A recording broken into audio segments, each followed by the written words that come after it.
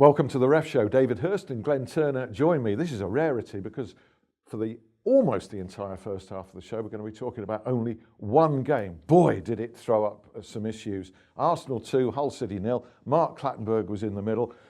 I think you know what happened. I think you know we're going to talk about, was it handball, was it deliberate or wasn't it? The first Arsenal goal which was allowed. We're also going to be talking about what we call dogso, denial of a goal scoring opportunity. Before all that, should a referee go into a dressing room at half-time for any reason or apologise, as allegedly Mark Clattenburg did here, into the Hull dressing room, said one of the Hull players to apologise for allowing Arsenal's first goal. Did it ever happen in your career, David? Well, I can honestly say I never saw it happen. Definitely not. And I wonder if Mark walked in there with the biggest can of worms ever. Because it does set an open one, doesn't it? I mean, no, I've never heard of it. Going in at half-time. I spoke to you before the show of, probably full-time you can probably go and apologise for a mistake or something. But at half-time, 45 minutes to go, doesn't look good on my side. What about you in your career, Glenn? Did you ever? Once. Yeah, I did. You? I did it once at semi-pro football level and never again. I went in actually not to apologise, although I probably should have done. I went in to remind them about use of foul and abusive language because it was getting intolerable. Yeah. I said, no, I've really had enough. And the problem is I set my stall out. Yeah. So the very first one, second half that did it, I had to send him.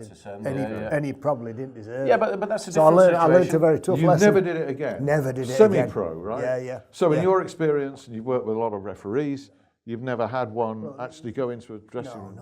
No. Don't go in there. To be honest, the managers and the coaches have only got 15 minutes anyway. Yeah. And they need to get a message across. The last thing they want is poking their noses in. But who are you trying to appease when you do it? The players? The management? Yeah. What's going to happen? Do we know for definite? No, we don't. It's only hearsay. It's what one Hull City player chose to say. Has he said it in jest? What I can tell you is, I have said to players, look, if I've got one wrong, I'm sorry. Now, it wouldn't surprise me if something like that has been said leaving the field of play in the tunnel. Yeah, that would surprise me. I've done that lots of times. Look, lads, bear with me, I'm only human. Yeah. If I've got one wrong, I'm sorry. I'm not saying I have. I'm not saying I haven't. I'm sorry if I have. A lot of people will be applauding this and saying, hey, good on Mark Clattenburg, this is what we want, a bit of honesty. And certainly it would appear that if this happened, that the Hull players were actually appreciative of it. They wouldn't want the referee criticised for doing that. If that was 0-0 and the same situation, he's missed a situation, he goes in, does it? I mean, who's he appeasing? Why doesn't it go in both dressing rooms? So, by the way, I've been in there. You've got to level the playing field at some stage. Yeah. You can't go one-sided. Another issue, I think I'm right in saying that referees are not allowed to view replays. It's got to be 4 or 5 seasons now. Televisions have been taken out of dressing rooms. We used to have them. And we used to be able to catch up with the scores and what were happening around the grounds, and you could follow your own favourite team and all that business. Yeah. To be honest, I can't say never, but very, very rarely when the televisions were allowed on, did we ever bother with the game we were doing. In order to be sure that he made a mistake in combination with the linesman, could he have done that without looking? Of course you can. I mean, there are television. People telling you. Of course there are. And as you're coming off, the coaches and the other people behind the scenes, they all want to let you know. I mean, sometimes they were trying it on because you'd watch the game, match of the day or whatever at night time and realise that they were just trying to get into your mind because you hadn't called one wrongly.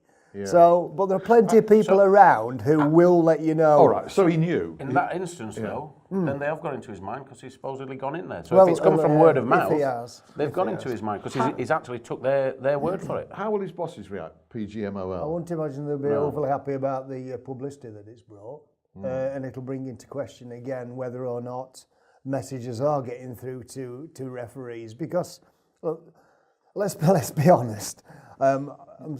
I still hear from some of the lads who are active that messages are getting into dressing rooms. Come on, let's not hide it. Maybe some people have forgotten to turn off the phones and maybe checked their phones at half time to remind themselves whether they've turned it off or not. And messages are getting back into dressing rooms at half time. Look, I know that from conversations with the lads that they're telling me that kind of thing does sadly still happen. Let's just remind ourselves we're talking about a superb referee here, the number one referee, Mark Clattenburg. World's best referee. Absolutely. So, and everybody has a bad day at the office. Okay, let's before we come to the handball, one we can clear up quite easily, possibly, is denial of a goal-scoring opportunity. The other one that went against Hull City in this match, where Kieran Gibbs smashed into Markovic, who was looking to go clear. Only a yellow card. Should it be? It's red, yeah, it's red. I mean, you prefix all that by saying, everybody can have a bad day at the office. And it wasn't Mark's greatest day at the office, and I've been lucky enough to ref cam his previous 2 games when he'd been outstanding. Yeah. But, he's had an indifferent performance. But on both occasions, his assistant should have helped him a lot more than he ever did. This was Jake Collin. The missed sending off. Jake Collin, it's his line. Yeah. And it was a quick break, and Mark's super fit, super fast, and normally gets there. But Jake Collin was already there, and he could have helped him a lot, saying, come on, class, he's the last one. Yeah. So there's one line's been involved in both. Right, okay then. So the Alexis Sanchez goal, was it a mistake? You are the ref experts. Several of them are in one camp and saying, look, this was accidental. And some are saying, Keith Hackett leading the way, Mark Halsey, I believe, of the same view, and Dee Maharib are saying, look, this should have been disallowed.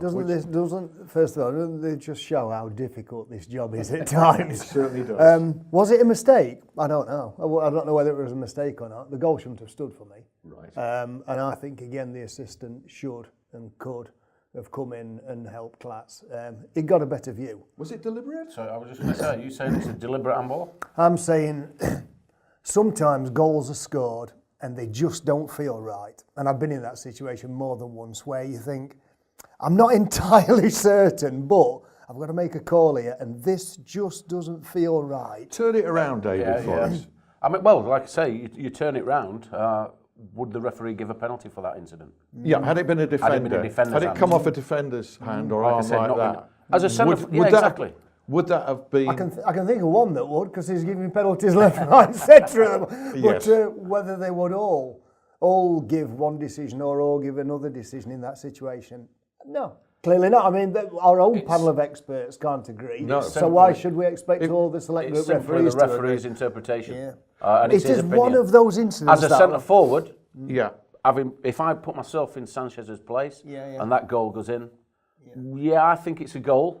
As a centre forward, you do, knowing that I've got away with it. Oh right, okay. If the referee hasn't give it, I'm actually that goes in. I'm looking for the referee. Would you be surprised if you beamed I wouldn't have known. I wouldn't have been surprised. I'd have probably had a little moan up like everybody would because of the goal situation. But if the ball hits you on the hand, you're going to get pulled for handball. Being able to argue this either way, as Glenn says, shows how difficult the job is. Yeah, definitely. Also highlights how much of refereeing is opinion-based and interpretation. Let me just tell you one thing. Steve Wilson, I watched Match of the Day. Steve Wilson's a respected, very, very good commentator.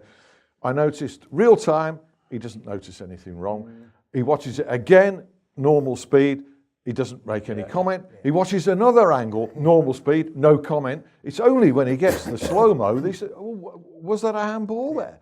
And furthermore, you guys have all watched it umpteen times in slow-mo, and you can't agree. No. So a video referee, it depends which video referee you've got there. Yeah. If it's Keith Hackett, it's disallow it. If it's Roger Dilks this and video refereeing isn't going to be goal. a silver bullet that cures all problems within football. If people think it is, then they're kidding themselves. It's not, because you're right, it's going to be down to that person's interpretation. But still, the person's interpretation is wrong then, because he's gone and apologised.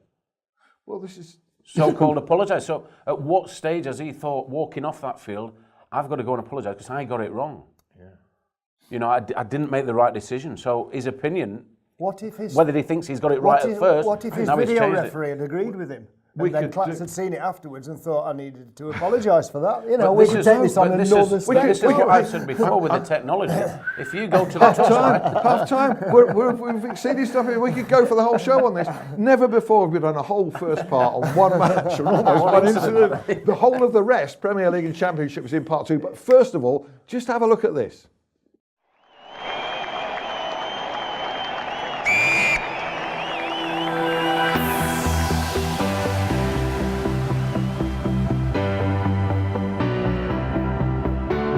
See, with soccer, everyone's the expert. But always remember, there's only one ref.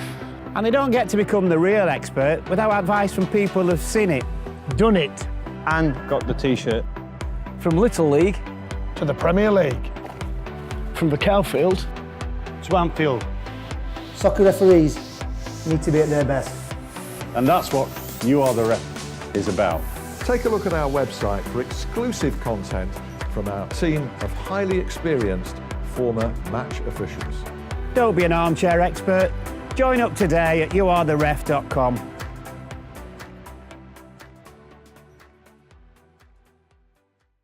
That's an unmissable opportunity. Rejoin us for part 2 of the Ref Show. We'll have a little chat about that as well. See you.